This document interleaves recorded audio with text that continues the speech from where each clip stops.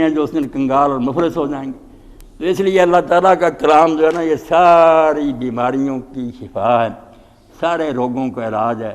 روگ یہی ہے کہ آدمی اس زندگی کو پائیدار سمجھتا ہے، ختم ہی نہیں ہونی، حالانکہ اپنے سامنے اپنے ہاتھوں میں باپ کو رخصت کر چکا ہے، بھائی چلے گئے، بیٹے چلے گئے، سب کو مرتے دیکھتا ہے، جنازوں میں شریک ہوتا ہے، مگر بعد میں جیسے امام جوزی فرماتے ہیں یرجعون الی اہلیہم بسن، واپس آ جاتے ہیں دفن کر کے، اور یوں معلوم ہوتا ہے جیسے انہوں نے اپنی آنکھوں سے کوئی حادثہ دیکھا ہی نہیں، پھر کوئی بھول جاتے ہیں کہ کچھ بھی نہیں انہیں نظر آیا، حالانکہ سب کچھ دیکھا کہ زندہ آدمی چپ ہو گیا، ہم اٹھا کر لے گئے قبر میں رکھا، اب وہ آ نہیں سکتا۔ ہندے اپنے اپنے کوڑ رہندے، اکھیں اپنی ویکھیا ٹردیاں۔ ہم کہتے ہیں یہ باپ ہمارا باپ تھا، اپنا ہوتا بھائی رکھنا لیتے، وہ انا اللہ اللہ کا تھا لے گیا، ہم بے بس بیٹھے رہ گئے۔ ماں بیٹھی، ماں جو تھی بیچاری ولیمہ کے دن بچے کی خوشی بھی نہ دے سی فوت ہوگی۔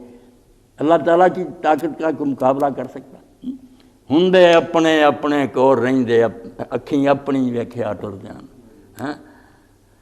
نہیں خبر کہ رب سرکار سچی کتھے بن کے بھیجیا بردیاں۔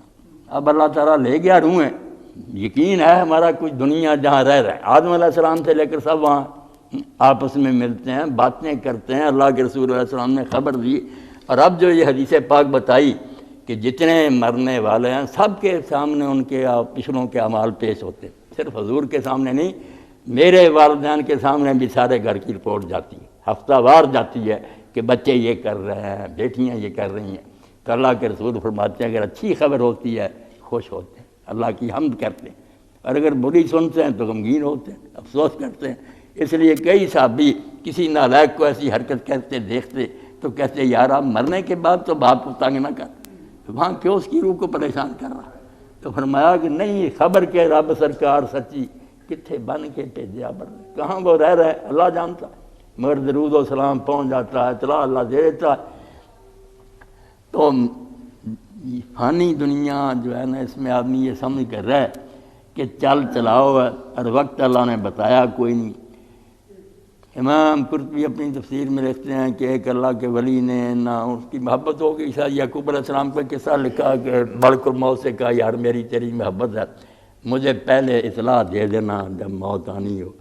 اس نے اطلاع کیوں دینی، مقررہ وقت پر آ گیا۔ تو آپ نے پوچھا تو یار مجھے بتایا ہی نہیں پہلے۔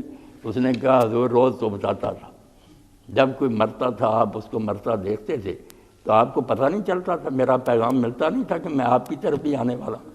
اگر آپ نے خیال نہیں کیا تو میں نے آپ کے لیے کوئی الگ چٹھی تو جاری نہیں نہ کرنی۔ تو ہم میں سے ہر شخص کو ملک الموت یہ دکھاتا ہے، ہم دیکھتے ہیں قبرستان بنے ہوئے ہیں، مگر اگر عبرت نہ پکڑیں سبق حاصل نہ کریں تو پھر وہی بات ہے نا غلبت علینا شکوہ، کہ ہماری بدبختی اللہ غالب آ گئی، مت ماری گئی، ہم تباہ ہو گئے۔ تو اللہ پناہ دے، اپنے کلام پاک پر ایمان اور یقین کی توفیق دے، اور ہم اپنی یہ چند روزہ زندگی اللہ رسول کی مرضی کے مطابق گزار لیں۔ کوتاہیاں ہوں تو رب اغفر کہیں کہ قصوروار ہیں، مانتے ہیں غلطیاں اور معاف کر دے۔ اچھا کام ہے تو تیری مہربانی سے ہو رہا ہے، ورحم قبول کر دے، اور تو بہت اچھا رحم کرنے والا ہے، رحم و فضل فرما دے۔ اور یہ ایسی دعائیں ہیں، معافی مانگنا اتنا محبوب عمل ہے۔ اللہ فرماتا اگر تو ریت کے دانوں کے برابر آسمان کے تاروں کی طرح کے بھی گناہ لے کر آئے گا، شرک نہ کرے گا، یہ نہ کہے گا کہ مجھے چھڑانے والے آئیں گے، یہ سہارے چھوڑ کر میرے ہی سامنے سجدے میں گر جا اور معافی مانگ لے، تو میں اس سے زیادہ رحمت لے کر تیرا استقبال کروں گا۔ اور اگر ایسے سہارے ڈھونڈتا رہا تو پھر اس دن دیکھ لینا کو آتا مدد کو، میں سامنے کھڑے کر کے پوچھوں گا یہ ہے ان سے مدد لے لے، وہ معافیاں مانگیں توبہ توبہ اللہ ہمیں نہ اس کے ساتھ نتی کر، ہم نے انہیں کب بدبختوں کو کہا تھا، اور تم پھر روتے رہ جاؤ گے۔ اب سمجھ جاؤ۔ وآخر دعوانا الحمدللہ رب العالمین وصلی اللہ تعالی علی خیر خلقہ محمد وآلہ وصحبہ اجمعین۔